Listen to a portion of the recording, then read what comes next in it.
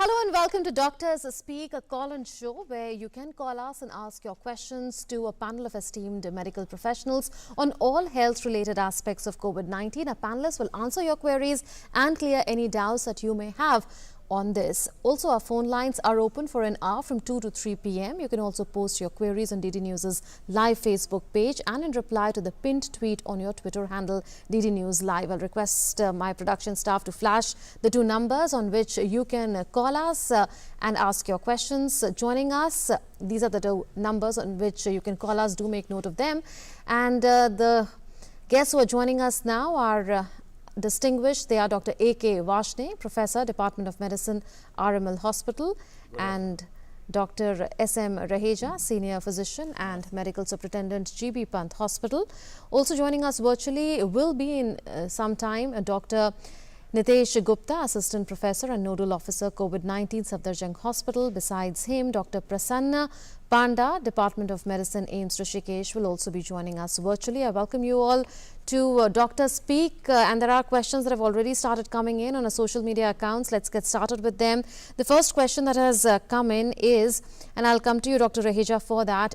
The question is, if I have a dog at home and a number of street dogs that I feed in my vicinity, do I need to be scared and cautious? Can animals pass on the disease to humans? There's a lot of confusion, and there's just news that has come in that 2 pet cats in New York have tested positive for COVID-19, and in the past also there have been reports of a tigress getting infected. So would you say that there is a human to animal and animal to human transmission that is taking place, and should people beware? Basically, COVID-19, or what we call coronavirus, is a zoonotic virus. In the beginning, it is supposed to come from the animals to the humans, but right now the transmission is between human to human, because this virus have undergone a mutation by antigenic shift and rift. So, as on now what we know as per our knowledge, scientific evidence, it is getting transmitted from human to human. This what we call the new virus or the novel virus COVID-19. As such, there is nothing to prove that it can, right now, it can come from dog or cats. There is no evidence or no study on this, but still as a precaution, we should avoid as much contact possible as possible. That will be better. So take all precautions possible, avoid as much contact as you can. And there's a caller who's joined us. Manju has joined us from Bangalore. Ji Manju ji, पूछिए अपना सवाल. Please ask your question. हाँ जी, good afternoon. Good afternoon. हाँ, मेरा question है कि जैसे lockdown खुलने के बाद छोटे बच्चे को हॉस्पिटल ले जाना है वैक्सीनेशन के लिए, या कुछ प्रॉब्लम है तो उनको कैसे लेकर जाए? बच्चे मास्क तो नहीं पहनेंगे. Okay. Dr. Varshney, would you like to answer this in Hindi, please? Hindi में जवाब दीजिए. देखिए, अभी भी अस्पताल तो खुल ही रहे हैं, क्योंकि ज़्यादातर अस्पतालों में अलग अलग हिस्सा बना हुआ है. कोविड के लिए एक अलग हिस्सा बना हुआ है, बाकी रूटीन ओपीडी या रूटीन सर्विसेज बंद नहीं हुई हैं. पर छोटे बच्चे को भी आप प्रोटेक्टेड तो करना पड़ेगा ख़ास तौर से, क्योंकि इन्फेक्शन जब आप बाहर निकलते हैं तो उसकी इम्यूनिटी कम होती है और उसको चांसेज हैं कि वो इन्फेक्शन को कंट्रोल कर सके. तो अगर वो टाइमली वैक्सीन है कि भाई उसी समय लगनी है, तो आप उसको प्रोटेक्ट करके वैक्सीन लगवा सकते हैं. अगर वैक्सीन कुछ समय तक पोस्टपोन की जा सकती है तो अपने डॉक्टर से कंसल्ट कर लें. जब ये लॉकडाउन खुल जाएगा, स्थिति नॉर्मल हो जाएगी, तब उस समय वैक्सीनेशन लग जाए. लेकिन मैं ये बता दूं कि देखिए, कोई भी बीमारी है, ये हमें इसका सामना करना है. और जैसे मैं राम मनोहर अस्पताल में है, तो हमारे सारे विंग खुले हुए हैं, सभी में मरीज आ रहे हैं, सभी में उनको देखा जाता है. जो रूटीन पेशेंट आ रहे हैं, तो हम कोई भी मान लीजिए डिलीवरी का केस आ रहा है तो वो भी डिलीवरी भी होगी. बच्चों कोई केवल ये तो है नहीं कि कोरोना से सब बीमारियां बंद हो गई. कोरोना के बाद आपका एक्सीडेंट भी हो सकता है, हड्डी के केस भी आ सकते हैं, आँख के केस भी आ सकते हैं, हर चीज़ के केस आते हैं. केस जरूर डर की वजह से बहुत से लोगों ने आना कम कर दिया है, लेकिन अस्पताल में आप आएँ तो एहतियात जरूर बरतें. आप अपने को सैनिटाइज अच्छी तरीके से रखें, मास्क पहने, हाथों को साफ करें, और दूसरे लोगों से अपने एक 3 से 5 फीट की कांटेक्ट बनाए रखें, दूरी बनाए रखें, जिससे कि इन्फेक्शन एक दूसरे से ना फैले. जी, एक जो कॉलर ने सवाल पूछा था वो ये भी था कि बच्चे तो मास्क नहीं पहन सकते, क्या बच्चे फेस कवर्स पहन सकते हैं, डॉक्टर रहेजा? और ये भी बताना हम ज़रूरी है दर्शकों को कि जो कोविड हॉस्पिटल्स हैं वहाँ पर जो कोविड पेशेंट्स हैं उनका ट्रीटमेंट हो रहा है, लेकिन नॉन कोविड हॉस्पिटल्स में जो आपकी ओपीडी सर्विसेज हैं और जो बाकी सर्विसेज हैं वो अभी चालू हैं और आगे भी रहेंगे, जो जहां तक हमारे पास जानकारी है।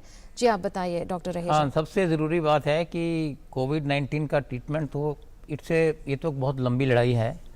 तो जैसे डॉक्टर साहब ने बताया है कि हमें बाकी जो कोई हार्ट अटैक का पेशेंट है, कोई कार्डियक है, कोई डायबिटिक है, या क्रॉनिक इलनेस है, रेस्पिरेटरी डिसीज़ है, या किसी को प्रेगनेंसी है, डिलीवरी होनी है, तो वो रूटीन काम तो चलता ही रहना चाहिए। बिकॉज अल्टीमेटली हमें तो सभी का एज ए होलिस्टिक अप्रोच रखनी है हेल्थ के ऊपर। एंड इसके विषय में डायरेक्शंस भी इशू हो चुकी हैं एंड सभी हॉस्पिटल इसकी तरफ नॉर्मल रूटीन में काम कर रहे हैं। ऑफ कोर्स जो कोविड-19 के पेशेंट हैं उनके लिए डेडिकेटेड हॉस्पिटल भी डेजिग्नेट कर दिए गए हैं और वहाँ भी उनका रहने का, पेशेंट्स का टाइट सिक्योरिटी अलग इंतज़ाम है। वैक्सीनेशन वगैरह रूटीन में होते रहना चाहिए और कई बार वैक्सीन का विंडो पीरियड होता है कि 6 से 9 महीने में कराना है, तो आप थोड़ा सा अपने डॉक्टर से कंसल्ट करके उसको एडजस्ट कर सकते हैं। बच्चों के लिए भी पीडियाट्रिक्स मास्क भी अवेलेबल हैं मार्केट में, आई मस्ट टेल यू। ये तो एडल्ट्स के लिए है N95 मास्क, जो कि 95% तक प्रोटेक्शन देगा और ये सिर्फ हेल्थ केयर वर्कर को डालना होता है जो कि उनके कांटेक्ट में आ रहा है। हेल्थ केयर पेशेंट्स का, जो कोविड-19 के पेशेंट हैं उनकी केयर में डॉक्टर, नर्सिस या जो भी पैरामेडिक्स हैं। एक ये सर्जिकल मास्क है 3 लेयर्ड, जो कि सभी के लिए डालना आजकल आवश्यक है, क्योंकि ये देखा गया कि यदि आप मास्क डालते हैं तो इससे आप काफ़ी हद तक मतलब अपनी ट्रांसमिशन ऑफ वायरस को रोक सकते हैं। अगर कुछ भी नहीं है तो आप एक साधारण कपड़े से भी अपने फेस को या नाक को कवर कर सकते हैं।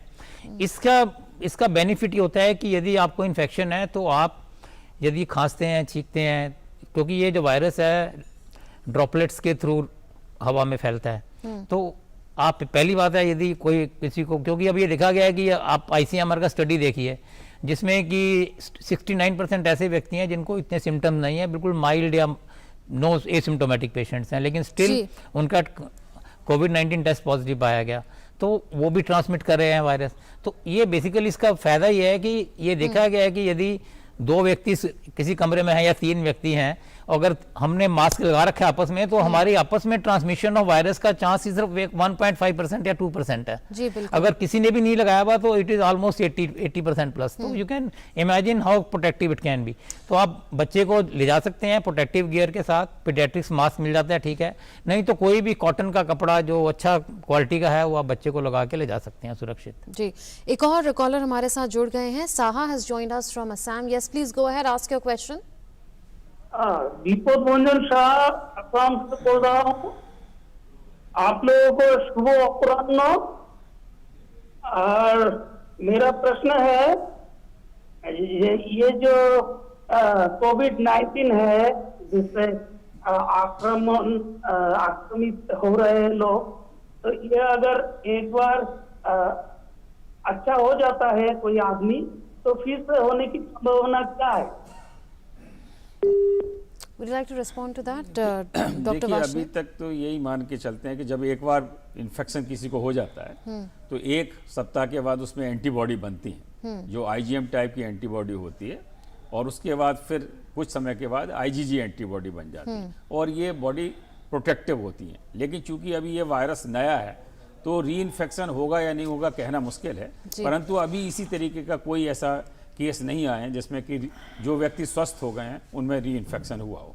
Okay, there's a question that's come in on Facebook, and which is that which chemical is best for disinfecting apartments as far as the exteriors are concerned and also interiors. So outside of apartments and inside of flats, which chemical is the best disinfectant? Would you like to respond to that? Yes, this is basically we are recommending 1% hypochlorite solution that can be used, and it's effective to disinfect the compartment, offices, and it is advisable that you should disinfect your door handles, you know, computers, tabletops, and even the the toilet taps and all that should be regularly sanitized. And in GB Pant Hospital we have recommended 3 times a day. Okay. Because there is a lot of input of patients and attendants every day.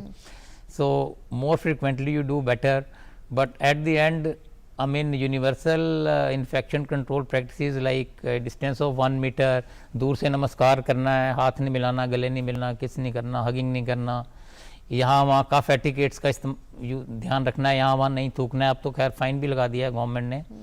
Respiratory hygiene को maintain करना है, hand hygiene, हाथ को धोते रहिए साबुन से, जो कि बिल्कुल सेफ और सुरक्षित तरीका है जी. लेकिन अगर डिसइंफेक्शन की बात कहें हाँ तो जी. घर की बात कहें अगर तो 3 बार घर को डिसइंफेक्ट करना है एक दिन में, या हॉस्पिटल में हमने 3 बार रिकमेंड किया है, लेकिन यदि आप घर में सुबह एक बार कर लेते हैं और एक बार शाम को कर लेते हैं, I think that should be sufficient. Okay. लेकिन सबसे इंपॉर्टेंट बात है कि आप अपने हाथ धोते रहें. Hand washing is the best way. जी. अगर आप किसी वजह से हाथ नहीं धो पा रहे हैं, पानी या साबुन अवेलेबल नहीं ऑफिस के अंदर, तो उस केस में आप 60% एंड अबव जिसमें अल्कोहल है सैनिटाइजर में, उसका इस्तेमाल कर सकते हैं. तो basically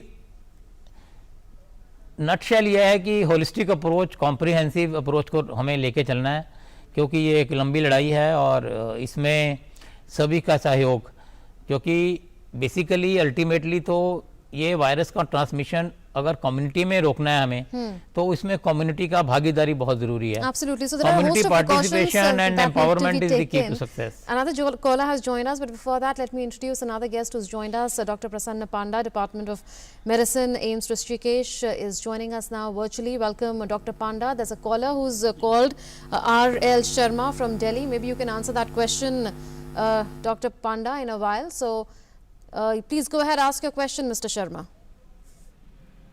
Yeah, I see. Can I go for a walk in the morning? What I have to do thereafter when I reach home? No, your voice is not clear. If you could speak, try and speak close to the microphone so that we can hear your voice clearly. Yeah. I put my microphone on. My question is again. Hello? Yes, please ask your question. Yeah, my question is that I'm 65 years old and I think that my legs are getting like pain, and can I walk in the morning, and what I have to do when I reach home again? Dr. Panda, what are the precautions that the elderly need to take? He's saying he's 65 years old and would like to exercise or at least walk outside his house. Yes. When actually previously before corona, whatever we are actually doing, that will continue. One thing we will take actually, since we are going to out or to the garden or even in my home surrounding where I am doing exercise, just we have to take precaution ki others are not there in the at least within the 2 meter distance, so that because I don't know ki what that other person is suffering or not. If that things I can do, otherwise everything previously whatever it was there I will continue same, and I will come to home with the take adequate hydration and my next plan of action. So nothing change will be there. Okay, fair enough. Now there's another question that has come in, and if you are using, Dr. Panda, the app which is the Arogya Setu app, the question is, does government update data and area of the found COVID-19 cases in Arogya Setu app so that I can be informed about the risk of COVID-19 in my area? There are definitely numbers that are updated, but the question here is specific on whether area-wise there is updation of numbers in the Arogya Setu app. Would you like to respond to that, Dr. Panda? Yes, the number will be actually updated, is definitely updated in Arogya Setu, and Arogya Setu is mainly only for the hot spot to identify, and if some numbers are there actually in the Arogya Setu, if suppose I am living in one place and the surrounding it is looking, saying in the Arogya Setu few hotspots are there, few infected peoples are there, automatically I should not actually go out in that area. And only this is the point actually every one of us should know about the Arogya Setu. That is only for to localize the hotspots. Okay. There's another question that has come in on social media, Dr. Vashni, which is some cases of corona positive patients were reported from among those who had come from Dubai 34 days after they arrived. That finding was made, and is it possible to contract the infection through these persons? There has been various reports of the incubation period. Generally, incubation has been period has been shown 2 to 14 days, average of 5 to 6 days. However, some cases has been reported as long as 28 to 30 days also. But whether it is the primary infection which they came or they caught the infection here in India after that, that has to be ascertained. Okay. Basically, it is trace, track and test. So, basically you need to take a detailed history of these people. Okay. I mean, after coming, have they contacted someone who has come from abroad or someone who had turned out to be COVID-19 positive? Okay. So, we have to take a detailed history for these people. Okay. Another caller who's joined us is Manoj Verma, who's joined us from Sholapur. Yes, Mr. Verma. Yes, ma'am. Actually, I have seen one video on WhatsApp that onion is the useful for corona patient or whoever is the corona affected. So it is true. Can I confirm? What did he say? Dr. Raheja, he's asking if onions can be used as a preventive measure or for treatment of coronavirus. He's saying that there are many videos that are circulating in WhatsApp and one of them suggests so. So what would you like to say? First of all, I would like to convey through this channel that we should only take the information from the government sites, that is Ministry of Health or any government of Delhi, whatever is, and there is a helpline number 1075. You can call anytime 24/7 toll free and you can get the necessary information. As far as immunity of the person is concerned, Ayush Mantralaya, I have discussion with the basically All India Institute of Medical Sciences, Ayush doctors also in the morning, Dr. Shivani. So, they have recommended few Ayurvedic formulas. This is not I am saying, this is the from the All India Institute of Ayurveda, that is Delhi, Dr. Shivani. She told me ki haldi is good for this, and garlic, onion, adrak, giloy, and all these things are known to improve the immunity of the body. Even Chawanprash they recommend with amla. So, best way to increase your immunity is have a good balanced nutritious diet. You can take of course onion and garlic, whatever you like, and do half an hour of exercise, and yoga is very good, I am telling you. Because yoga, when you are doing the deep breathing in the pranayam, Om Vilom, because that will improve your compliance of the lungs and cardiac functions as well as diaphragmatic function, and you are taking a deep breath, you are using your maximum vital capacity. So, that improves your cardiorespiratory functions and improves the overall circulation of oxygen and blood in the body. So, good rest, keep smiling, do not panic, because panic can create the release of stress hormones in your body, and that can further decrease your immunity. So, we have to fight it together, we have to be one. We have to work as a one unit, one nation. So, be strong, be positive, stay at home, stay safe, because it is a holistic approach which we need, particularly the high risk group. I will say those who are 60 years plus, small children, pregnant women, those who are cardiac patients, those who are asthmatic, COPD patients, or those who are having high blood pressure, chronic problems like renal transplant, cancer patients, COPD patients, and patients of interstitial lung disease, chronic lung diseases, or those who are taking steroids, or those whose immunity level is low. They should take extra precaution, because the overall data till date shows that this virus tends to affect the people with the low immunity status, and overall the morbidity and mortality is high in this group.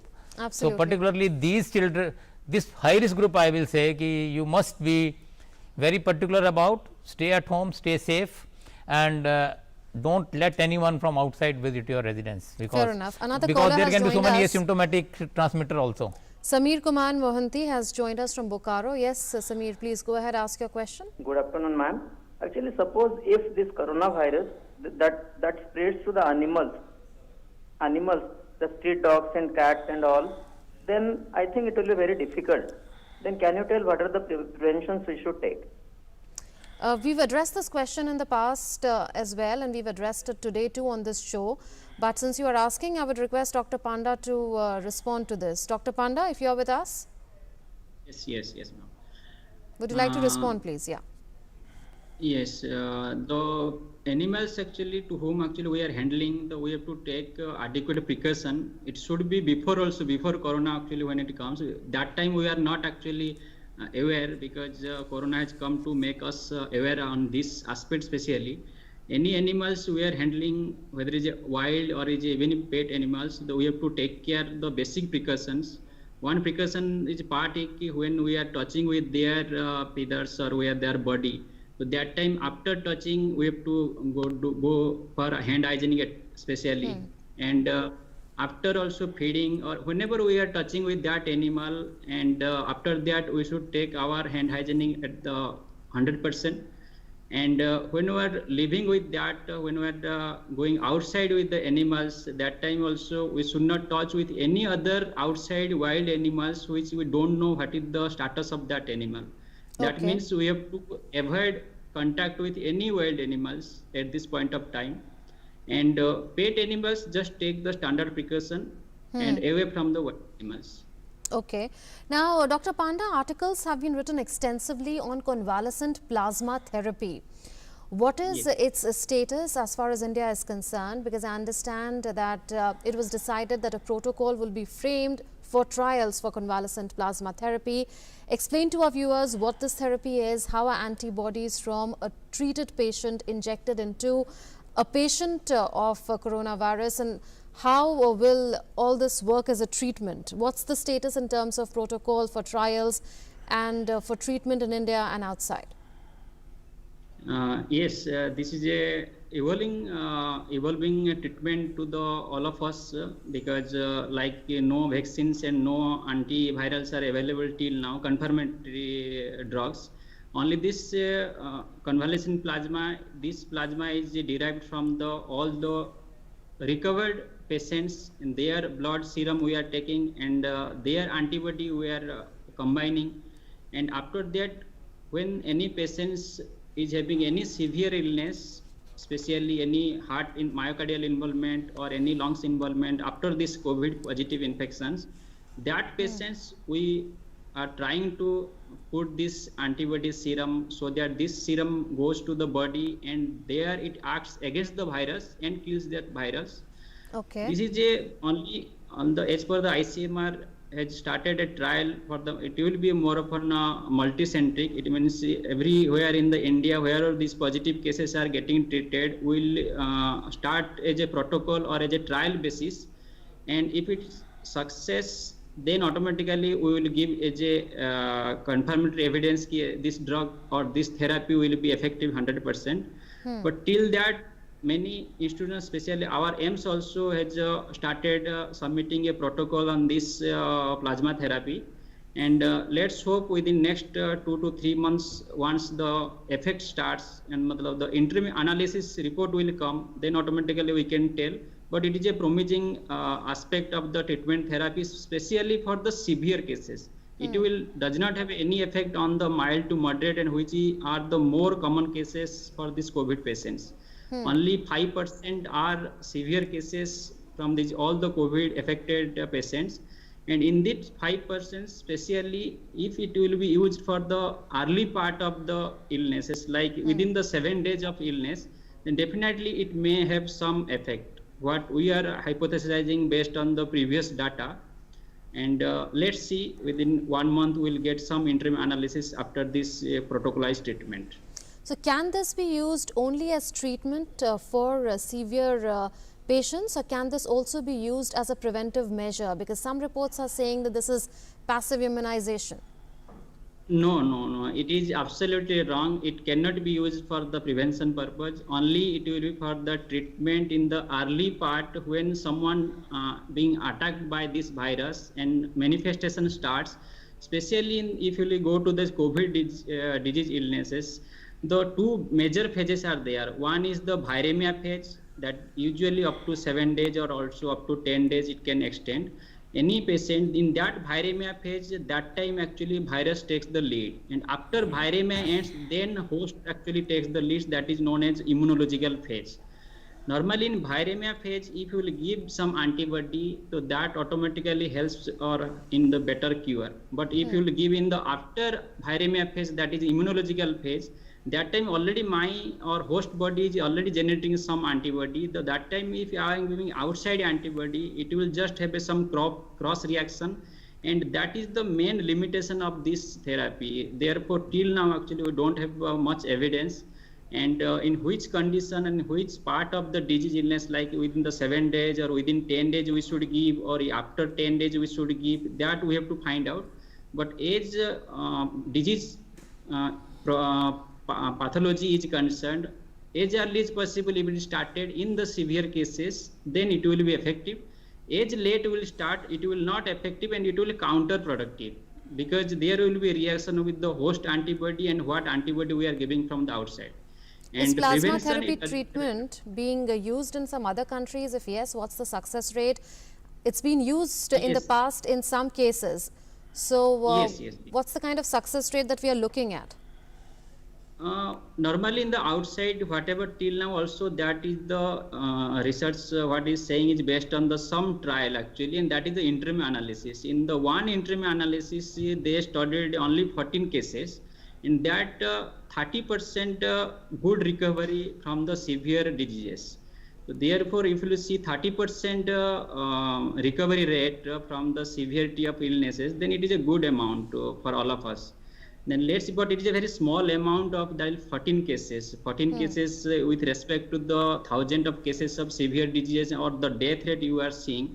With that, we cannot predict anything. So therefore, our Indian data has to come out, and that can only answer, because also because of this ethnicity is concerned and the body phenotype is concerned. Because I cannot be same as the American people, because my body post immunorepression is different than theirs. So let's see, within 1 month we'll get a good output. And are there any risks involved in using the plasma therapy? Because according to a study by the Johns Hopkins University, there could be risks associated with transfer of blood substances, enhancement of infection and effect on immune system. Like all drugs, all therapy has side effects. It has its major side effects. One of the major side effects is actually hypersensitivity reaction, what you are telling, that blood transfusion reaction. Like any transfusion, because this is a more of a blood product or a plasma product, that is a part of blood component. And once it is coming from the another person, when the some person actually recover their plasma or antibody we are collecting, now infusing to another person. So therefore, there will definitely chance of cross reaction, but compared to blood transfusion reaction, it has very less chance of reaction. Like we are giving RBC or platelet, or even if actually frozen plasma. So similar to fresh frozen plasma, so antibody reaction will be there, but it is a very less percentage. And other side effects, like I am telling you, if we are using in the late phase of the disease, that may be counterproductive. So these two parts actually we have to take in the consideration the risk and benefit. If benefit is more than the risk, then automatically it will be a good product. Okay, so we are still in making protocol for trial stage and interim analysis as far as India is concerned. Recently in Delhi, Yeah. actually Max Hospital has used this plasma therapy on the 2 patients. Okay. One patient elderly, he could not survive, but otherwise relatively younger patient, 50-year-old male, he definitely came out of the ventilator after 4 to 5 days. So data is still not very clear how much it will be effective, plasma therapy. And this is not a new concept. This plasma therapy Absolutely. was used as early as 1918 when the Spanish flu was used. So definitely it has a very It's been limited role. used for Ebola treatment as Ebola, well, it has for been used for H1N1. MERS treatment, MERS, SARS SARS, treatment, everywhere etc. it was used. Absolutely. And a limited success was raised, and data is still not clear how much it is effective. Basically, it is using the simple concept that whenever there is an infection by a virus in the body, the antibodies are formed in the person. And if we can use those antibodies for the person who is critically sick within the first 7 days of illness, as has been discussed, because that is a stage of viremia when these antibodies can be useful. And it has been tried earlier in, as Dr. Varshney is saying, for Ebola, for MERS, for H1N1, for measles and Spanish flu. HIV, So it is polio, a mumps. old same concept, and we have got very limited data on this. Basically, even ILBS, MAMC has got the drug controller has given the approval for that. And I think we need to basically, now the medicine is basically evidence based, So, we need to have a sufficient number of patients, sufficient number of data before we can really comment that this will be very, very useful.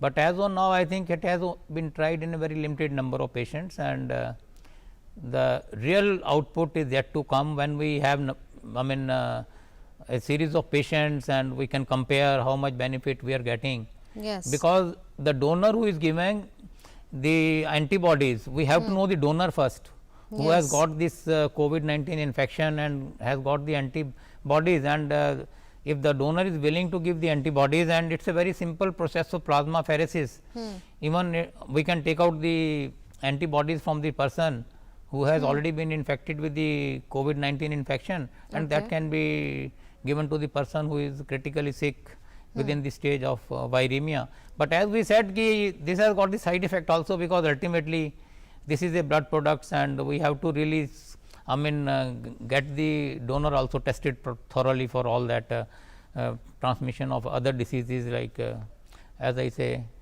HIV and other issues also. So, a lot of precautions need to be taken. There is the risk of side effects and other risks involved as well, and this is work in progress as far as India is concerned. One question that has come in on social media, and Dr. Varshney, you may like to attempt to answer this. Is it possible that COVID-19 virus contaminates the environment like other viruses and then transmits to human being? Essentially saying that, is this airborne?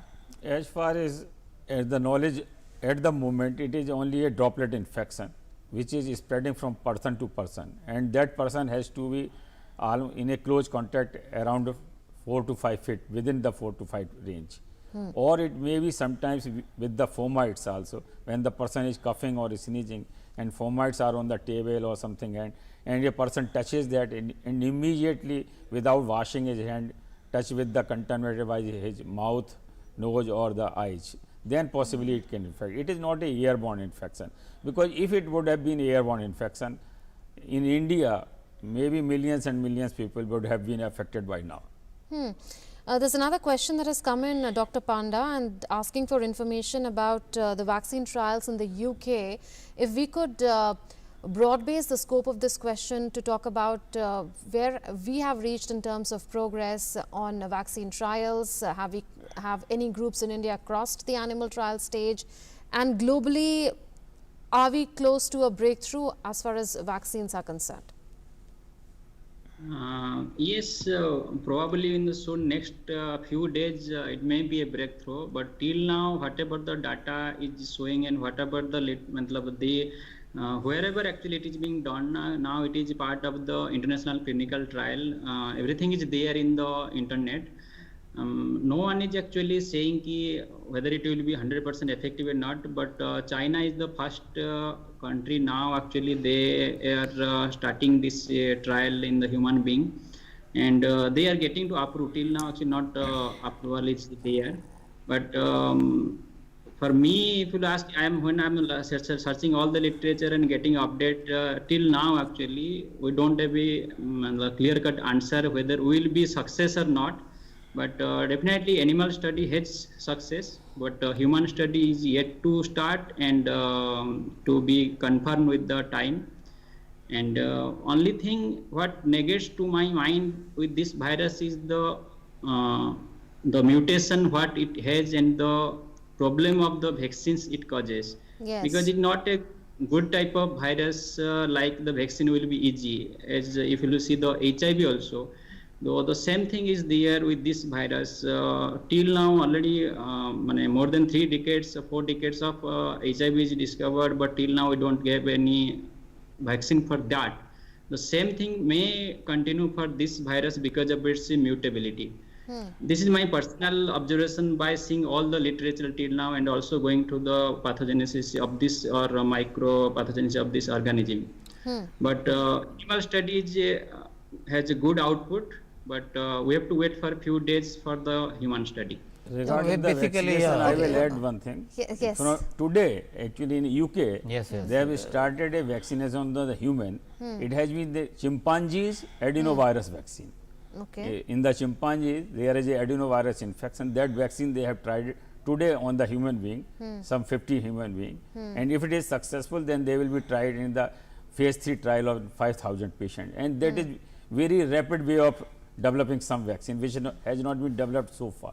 Yeah, that is true. Phase 3 trials in humans are being started from today in UK, and I think even Germany is going to start this week only. Okay. So, we are working on it, and let us see, because we have to basically have a trial basically in phase 3 and phase 4, and only after that you can say this particular vaccine is going to be effective, and then again we have to see, I mean, how much vaccine is going to be effective. Absolutely. After animal trials, there are human trials, and there are safety trials and efficacy trials as well. Another caller has joined us. Deepak has joined us from Odisha. Yes, Deepak, ask your question, please. हाँ पूछिए जी अपना सवाल. हाँ ma'am, good afternoon. Good afternoon. Actually, ma'am, I have two questions. First one is, ma'am, earlier we could know from media that this COVID-19 it spreads only due to droplet infection. But afterwards we came to know that it also spreads through air. So I want to know that exactly if it spreads through air or not. Then if it spreads through air, then suppose one person is there who is affected by COVID-19 and he coughs or sneezes, then for what period that virus may be there in the air, so that it may affect others. It's my first question. Second question is, I belong to Odisha, and in Odisha it has been estimated that more than 5 lakh migrant workers are there who are stationed in the other states of the country. So if when the second lockdown period is over, when they come to in Odisha, then if the situation becomes normal, trains move, flights move, then what will happen actually for which period? That means मैं जानना चाहता हूँ कि कितना दिन तक ये कोविड-19 का ये प्रभाव रह सकता है, कब ये सब नॉर्मल होगा? जी. क्योंकि आज तो मैंने WHO का जो चीज आज तो मैंने सुना कि many countries are now in the initial stage. So ये इसका जो अफेक्ट है ये कितना दिन तक रह सकता है ma'am? I want to know.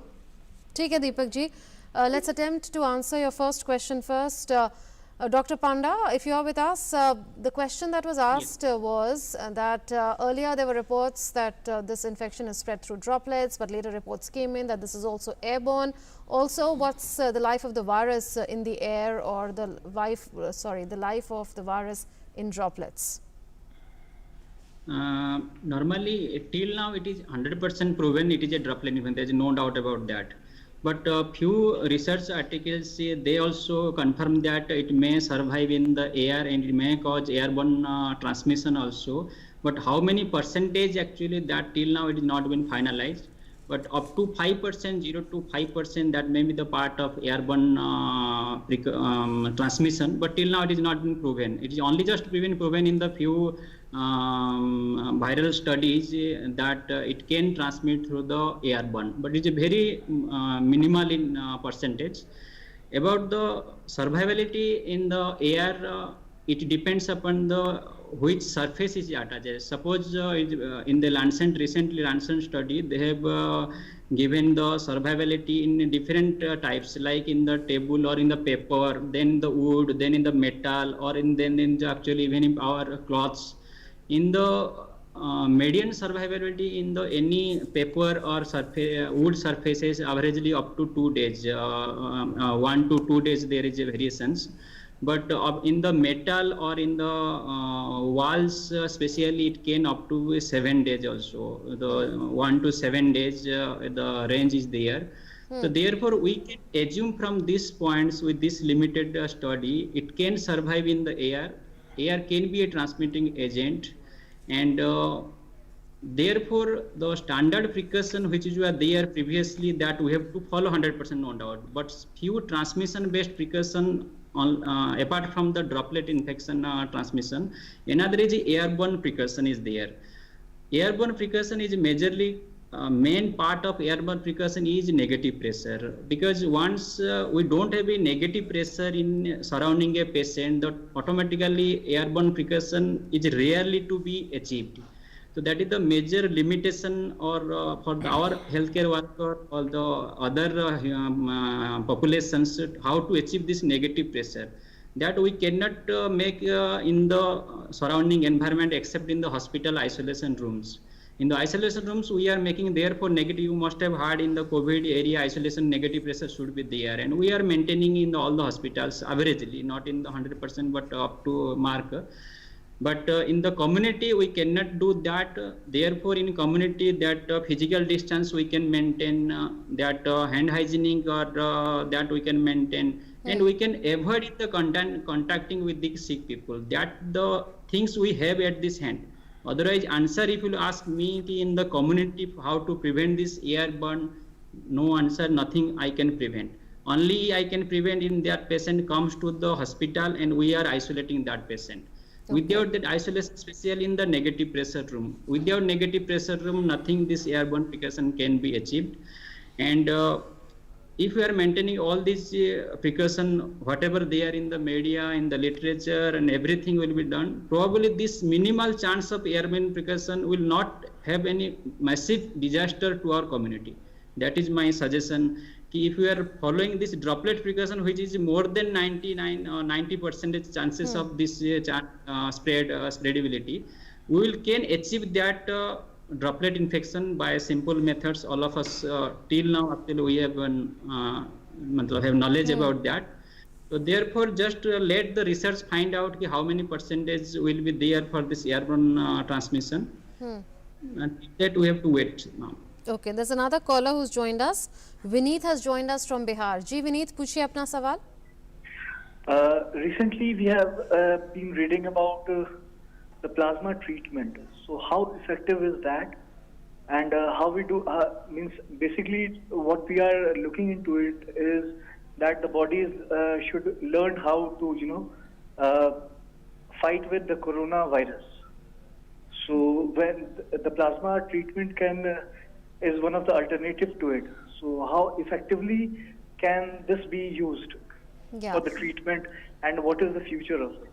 Yeah, this is an issue that has been addressed already on the show, but Dr. Raheja, if you could briefly tell basically the concept behind the plasma therapy is that the person who has got earlier infection and has been cured from the corona infection COVID-19 has developed the antibodies. Basically what happens whenever the virus enters our body, it's an antigen. So the body will react to it by forming an antibody. So it's a basically fight between the virus and the antibodies. So when the antibodies take over the virus infection, the person is cured, and if somehow if the antibodies are not formed, sort of thing. And the concept is same. It has been used in 1918 in flu, Spanish flu, for Ebola, for measles, for H1N1. So the concept is same. The person who has got the COVID-19 infection earlier and has recovered, the antibodies are taken from the blood of that person by a mechanism what we call is plasmapheresis. The antibodies are being separated from the blood of that person, and then these antibodies are injected into a person who has got the COVID-19 infection. And it has been tried in very few cases. I mean in Max also. And in one patient the results were very positive, and now the drug controller has given permission to so many other centers, and trials are going on it, and we have to really see the benefits of it against the side effects, because this is not without side effects, because whenever we are transfusing any blood components, it has got certain side effects. So we have to still learn. I mean, if it is used within the first 7 days, when the stage of viremia is there in the critically sick patient, this could be effective, but still, I mean, we need to have a substantial data before we can really comment upon it. Okay, there are more questions that have come in on social media. Dr. Varshney, the question to you is that with increasing risk, would you please advise fresh guidelines as to who needs to be tested for COVID-19, because asymptomatic cases are increasing rapidly, and how is the government identifying such patients? The rapid antibody test is the one method which was thought to be assess the spread of the disease in the community, but unfortunately these kits which came from the outside, they were not up to the mark, up to the standard, and their results were not correct. So they have been abandoned for the now. Studies are going on. Till that, the government policy is that all the patient of the SARI or influenza like illness, all those patients or who has come in those contact, and anybody having the respiratory infection, fever, dry cough, breathlessness, they are being tested. All the healthcare personnel who have come into contact with these patients, they are being tested. And as of now, almost 5 lakh patients has been tested in India, and around 20 to 23,000 patients have come positive. Okay. Dr. Panda, another question that has come to us on Facebook and Twitter is that, is there any chance that blood donated by asymptomatic COVID-19 person will infect another patient to whom the blood is transfused, and what care must be taken while collecting blood samples from donors in these circumstances? This is a difficult question to answer in this sense, because only just we have started trial for this plasma therapy, and we are taking donors antibody and trying to infuse in the recipient. So, but if we compare with other viral infection like HIV or any other, actually previously already the organism which we are isolating or diagnosing before any donor concept is there or any transfusion is there. HIV is a transmitted agent, therefore we are ruling out HIV before any blood transfusion or any therapy, plasma therapy starts in. Here the same concept is there. Till now we are not we are unable to tell whether COVID can be transmitted through this plasma therapy or not. Only we are during the process of plasmapheresis, we are just taking the antibody, no doubt. And in that process, because the organism size and the with this, what the last plasma therapy article, they have written the limitation part of this plasma therapy. In the 14 cases, they also wrote yes, we cannot exclusively rule out at this point whether this can be a transmitted or not. But with time, probably we can finalize. And if you compare with other viruses, as compared to the size, as compared to the part of the antigen in the viruses, is a very less chance, because this virus is a very large virus. You can know this COVID virus is a 0.125 micron, is a large virus one, and it will not be transmitted at this point. Answer will be, but the proof answer, confirmatory or evidence-based answer, we need more time to tell it. Okay. Now the recovery rate, Dr. Varshney, is a little over 19% in India. We've seen that climb slowly and steadily. How does this compare with other countries, the recovery rate of a little over 19%? Actually, most of the patients is generally all over the world. The mortality rate of the virus has been found around 3 to 4%, except in Italy and Spain, where it has come around 10 to 12%, because the population there are more elderly population. So, relatively where the population, young population is there, the mortality rate is high. As far the recovery will concerned, it will usually take 2 to 4 weeks to recover the patient. So, most of the time 90-95% patient will recover, and at the most in India 3 to 4% patient who are very elderly patient or those are having the comorbid condition, they will succumb to the disease. जी, काफ़ी लोग ये एक सवाल पूछते हैं doctor Raheja कि कितने समय में जो केसेस हैं वो कम हो जाएंगे, क्या हम पीक में पहुंच चुके हैं या पीक आने वाला है, आप उनको क्या कहेंगे? ये एक बहुत ही मुश्किल प्रश्न है जवाब देने के लिए। जो हम ट्रेंड देख रहे हैं बाकी कंट्रीज़ में, अभी वहाँ का कर्व तो सेटल हुआ नहीं है, it is going, but India ने, क्योंकि हमने यहाँ बहुत पहले ही एक डिसीजन लिया और हमारे माननीय प्रधानमंत्री जी ने लॉकडाउन का ऐलान कर दिया, तो it was a golden action taken in hour at the right time. और उसकी वजह से यदि आप देखें जो भारत का एपिडेमियोलॉजिकल कर्व है वो काफ़ी ठीक चल रहा है अभी तक जी। और यदि आप दुनिया भर में देखें तो 25 लाख प्लस केसेस हैं और भारत में भी 20,000 के आंकड़ा पार हुआ है। तो ऑफ कोर्स हमें आगे भी सावधानी रखनी पड़ेगी। इस लॉकडाउन के दौरान भी हमें डिसिप्लिन में रहना बहुत ज़रूरी है। Stay at home, stay safe, maintain social containment, social distance, have good cough etiquettes, respiratory etiquettes, hand hygiene, good immunity, good sleep, environmental sanitation also, because आपको ऑफिस में भी घर में भी आपको ध्यान रखना है कि किसी तरीके से वायरस ट्रांसमिट ना हो पाए। तो ये एक कम्युनिटी का और पूरे नेशन का एक ये टीम वर्क है। और इसके बावजूद अगर हम भारत में इसको कंटेन अभी तक तो कर पाए हैं और मुझे आशा है कि हम इसको कर पाएंगे जी। लेकिन एक ये लंबी लड़ाई है जो कि कम्युनिटी के अंदर ही हमें जाके लड़नी है।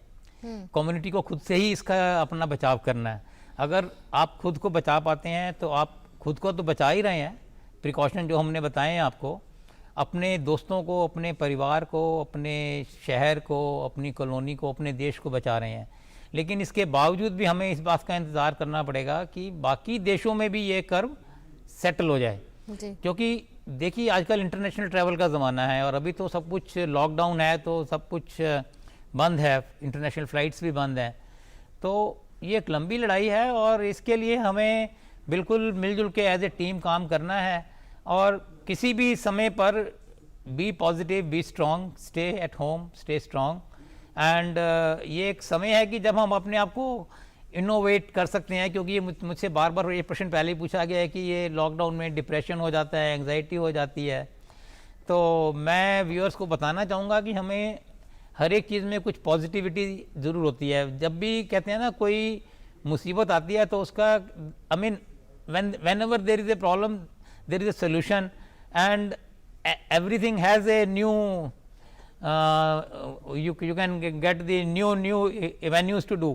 तो यदि आप अभी लॉकडाउन है तो घर में रहें, अपना शेड्यूल मेंटेन करें जो आप करते आए हैं, योगा करें, डीप ब्रीदिंग करें, अच्छा खाना खाएं, पूरी नींद लें, अपनी फैमिली के साथ समय व्यतीत करें और अपने आप को बिजी रखें जी। ये एक ऐसा समय है जब व्यस्त ज़िंदगी में, क्योंकि मैं तो पिछले कई सालों से ऐसी पोस्ट पे रहा हूँ मेडिकल सुपरिटेंडेंट की, और बड़ा बिजी शेड्यूल रहता है हमारा।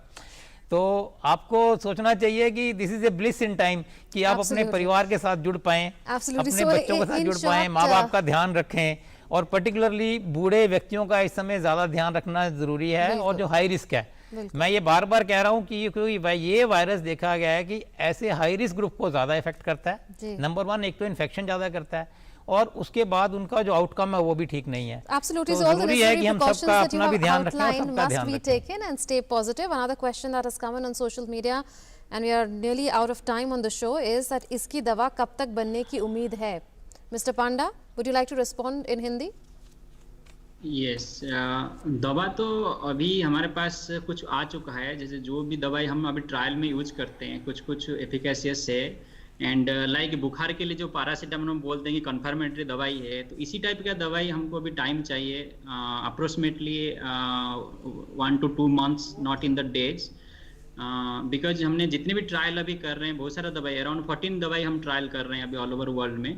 तो उसका एनालिसिस और intermediate like risk benefit analysis थोड़ा सा 1 से 2 महीना लगेगा आपको फाइनल रिपोर्ट आने में, बट इसके दवाई बहुत जल्दी आ रहा है जी। तो आप कह रहे हैं कि दवाई बहुत जल्दी आ रहा है। एक सवाल और है डॉक्टर पांडा, वो है टेलीफोनिक सर्वे का। अभी हाल में ही एक डिसीजन हुआ है कि सरकार फ़ोन पे सर्वे करेगी और पूछेगी लोगों से सिम्टम्स के बारे में कोरोना वायरस के।